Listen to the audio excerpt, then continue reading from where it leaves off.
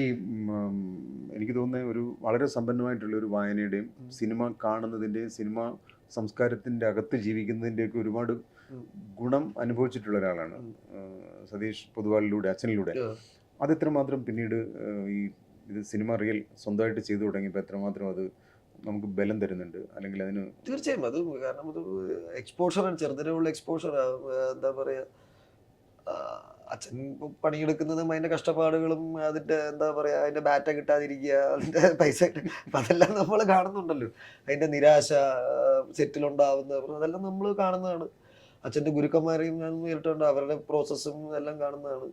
ഈ ഇവിടെ film festival നടക്കുമ്പോൾ അവരുടെ സങ്കേതം, ചൈത്ര ഹോട്ടൽ, മറ്റേ കീർത്തി ഹോട്ടൽ, അവിടെയൊക്കെ ഉള്ള സങ്കേതങ്ങളിലൊക്കെ അവിടെ പോയി ഇരിക്കാനും അപ്പം അവരുടെ എക്സ്പോഷറും ഒരു ചെറിയൊരു ഔട്ട്ലുക്ക് തന്നിട്ടുണ്ട്, എന്താണ് what is good or bad എന്നുള്ളത്. ബാക്കി നമ്മൾ പഠിക്കുക തന്നെയാണ് ചെയ്യുന്നത്. ഈ വായന തീർച്ചയായിട്ടും ഇവൻ എനിക്ക് തോന്നുന്നത് സിനിമയിൽ നമ്മൾ വളരെ സീരിയസ് ആയിട്ട്, അത് കൊമേഴ്ഷ്യൽ സിനിമയാണെങ്കിലും പാരലൽ സിനിമകളാണെങ്കിലും അതിൻ്റെ ഒരു വായനയും, അല്ലെങ്കിൽ അത്തരം മറ്റു ഭാഷകളിൽ വരുന്ന പുതിയ സിനിമകൾ കാണാനൊക്കെയുള്ള സൗകര്യങ്ങൾ ഇപ്പോൾ വളരെ കൂടുതലാണ്. അത് നിങ്ങളുടെ ഒരു ജനറേഷനിൽ കിട്ടിയ ഭാഗ്യം കൂടിയാണ്. അത് എത്രമാത്രം നിങ്ങൾക്ക് ഉപയോഗപ്പെടുത്താൻ കഴിഞ്ഞിട്ടുണ്ട്? തീർച്ചയായും നമ്മളിപ്പം വേൾഡ് സിനിമകൾ പണ്ട് അത്ര ആക്സസിബിൾ ആയിരുന്നില്ല, അല്ലെങ്കിൽ അതിന് സബ് ടൈറ്റിൽ ഉണ്ടാവില്ല. അപ്പോൾ കുറേ ആൾക്കാർ സബ് ടൈറ്റിൽ ഇല്ലാണ്ട് ഈ കുറസൊക്കെ കണ്ടിട്ടുണ്ട്. അപ്പം നമ്മളെ കാലം എടുത്തുമ്പം അതിൻ്റെ സബ് ടൈറ്റിലായി, ഇന്റർനെറ്റായി. അപ്പം അത് കൃത്യം ഇന്റർനെറ്റ് ഭയങ്കര ഒരു യൂട്യൂബൊക്കെ വന്ന ശേഷം യൂട്യൂബ് തന്നെ വലിയൊരു ഗുരുവാണ്. നമുക്ക് എന്തും കാണാം, ഏത് സബ്ജക്റ്റ് കാണാം, എങ്ങനെ ക്യാമറ, സിനിമാറ്റോഗ്രാഫി എങ്ങനെ ചെയ്യാൻ, എല്ലാം അതിൻ്റെ തന്നെ ഉണ്ട്. അപ്പം എന്താ പറയുക, അപ്പം അറിവ് ആക്സസ് ആയി, അപ്പം അതിൻ്റെ ഭയങ്കര ആക്സസിബിലിറ്റി. അപ്പം അതിൻ്റെ പക്ഷെ അതിൻ്റെ ഫിൽറ്ററിംഗ് ആണ് അതിൻ്റെ അടുത്തൊരു കടമ്പ എന്നാണ്. എത്രത്തോളം you are bombarded with information and അതിൽ നിന്ന് എന്തെടുക്കുക എന്നുള്ളതാണ് പിന്നെ അടുത്തൊരു വലിയ ചലഞ്ച്. സ്വാഭാവികമായിട്ടും ചിദംബരത്തിനോട് ചോദിക്കേണ്ട ഒരു ചോദ്യമാണ്. കാരണം മലയാള സിനിമയിൽ വളരെ ഗ്രേറ്റ് ആയിട്ടുള്ള ഒരുപാട് മാസ്റ്റേഴ്സിൻ്റെ സിനിമ വന്നിട്ടുണ്ട്.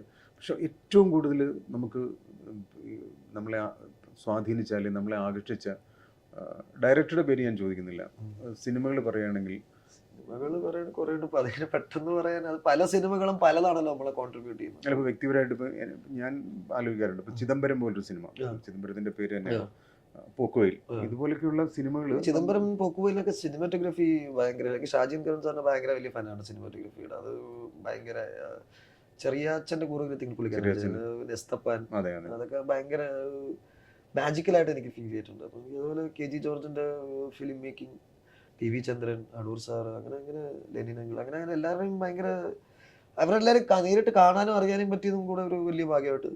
ഓ ജയ, ഇതെന്റെ ബ്രദർ രവി, ഇത് ലെഫ്റ്റനന്റ് ജയ. ഹായ്. ഹായ്.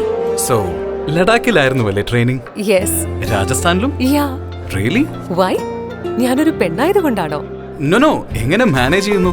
ആർമിയിൽ ഞങ്ങൾ വെൽ ട്രെയിൻഡ് ആണ്. ഐ മീൻ, നിങ്ങളുടെ സ്കിൻ എങ്ങനെയാ എത്ര തിളങ്ങുന്നത്?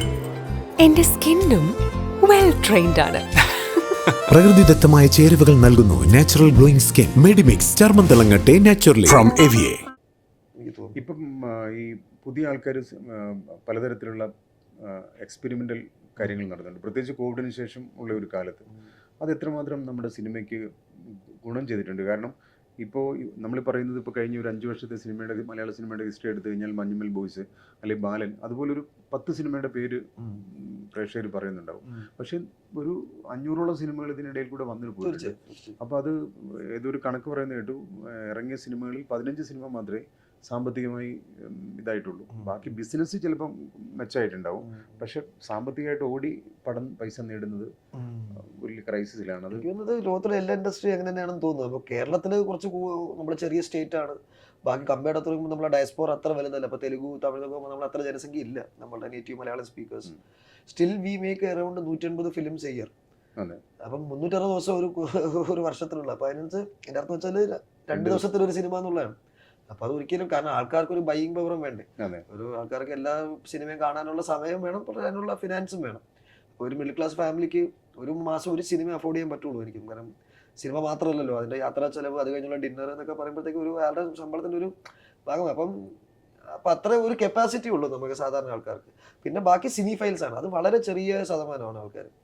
എല്ലാവരും എല്ലാ സിനിമയും വിട്ടത് ഭയങ്കര ചെറിയ ശതമാനം ആൾക്കാരാണ്. അപ്പം എനിക്കൊന്ന് എല്ലാ ഇൻഡസ്ട്രിയിലും ഇത് തന്നെയാണ് നടക്കുന്നത്. അല്ല, ഇതേ സമയത്ത് തന്നെ ഈ പിന്നെ നമ്മുടെ മലയാളത്തിലെ പാരലൽ സിനിമകൾ ഏറ്റവും കൂടുതൽ അനുഭവിച്ചിട്ടുള്ളത് സാമ്പത്തിക ഏറ്റവും മാസ്റ്റേഴ്സിന്റെ സിനിമകൾ പോലും പണമില്ലാതെ ഷൂട്ടിംഗ് മുടങ്ങി, ക്രൗഡ് ആവശ്യത്തിന് ഉപയോഗിക്കാൻ പറ്റാതെ, അങ്ങനെയൊക്കെയുള്ള ഒരുപാട് റെസ്ട്രിക്ഷനോട് ഒരുപാട് പരിമിതികൾക്കുള്ളിലാണ് ആ സിനിമകൾ ചിത്രീകരിച്ചിട്ടുള്ളത്.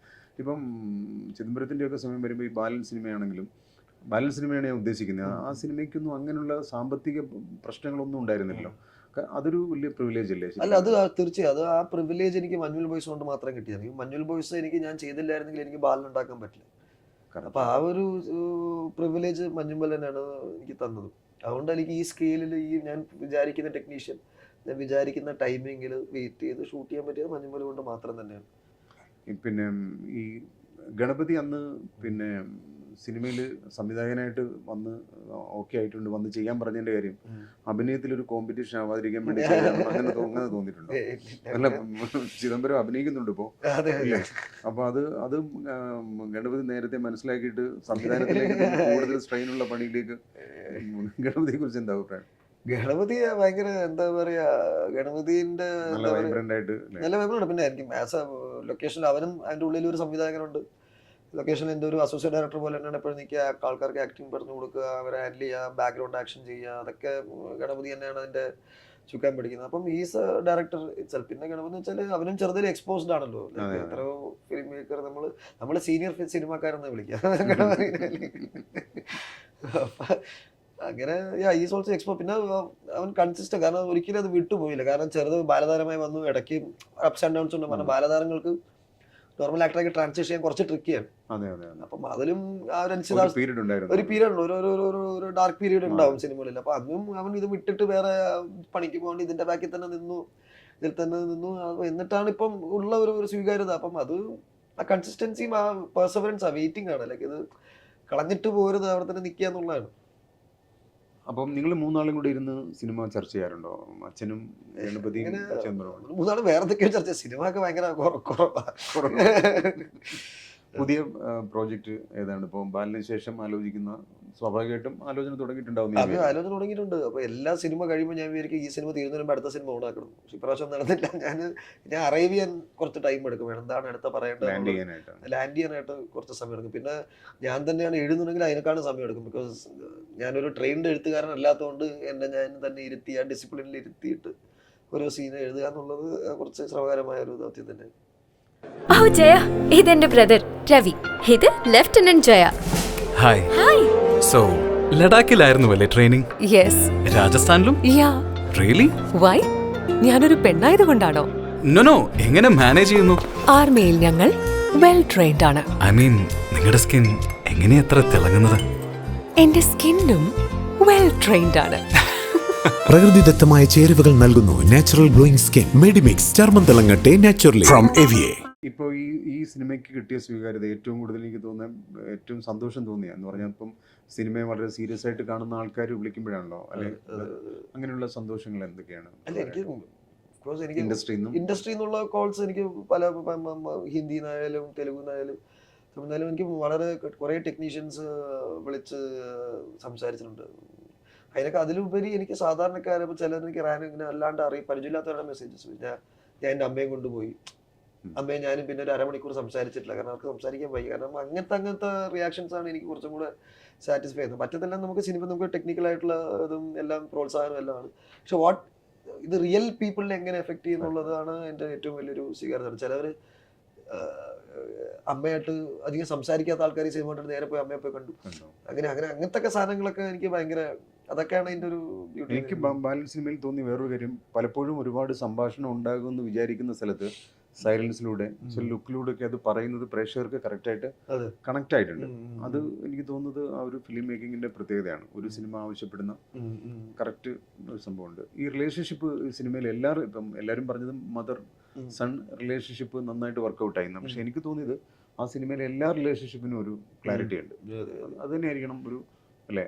അങ്ങനെ തോന്നിയില്ലേ? അങ്ങനെ തോന്നിയത് എനിക്ക് അങ്ങനെ ഡെലിബറേറ്റ് ആയിട്ട് ചെയ്യുന്നില്ല. അപ്പം നമുക്ക് സിനിമ ഓൾറെഡി വിഷ്വൽ മീഡിയം, അവിടെ നമ്മളിങ്ങനെ സംസാരിച്ച് കളഞ്ഞതിനെ കാണുന്നത് ഒരു കണ്ണിലും ഒരു നോട്ടത്തിലും അത് ഭയങ്കര എൻ്റെ ഒരു കാച്ചിക്കുറുക്കി അത് പറയാന്നുള്ളതാണ് എൻ്റെ ഒരു, അതൊരു ടെക്നിക്കാണ്. അത് ഞാനും ഇതിങ്ങനെ പെർഫെക്റ്റ് ആക്കി ചെയ്തിങ്ങനെ വരുന്നേ ഉള്ളൂ. അതിങ്ങനെ ഇപ്പം ജാനേമൻ ഫുൾ ഡയലോഗ്സ് അതിൽ ഡയലോഗ് തീരെ കുറവാണ്, ഇതിൽ കുറച്ചും കൂടെ കുറവാണ്. അങ്ങനെ അങ്ങനെ പുതിയ പ്രോജക്റ്റ് അനൗൺസ് ചെയ്യുന്നതിന് ഇതിലേക്കായിട്ടില്ല. ഇല്ല അതെന്താ തീരുമാനമായിട്ടില്ല, എന്താ ചെയ്യണ്ടേന്നുള്ളത്.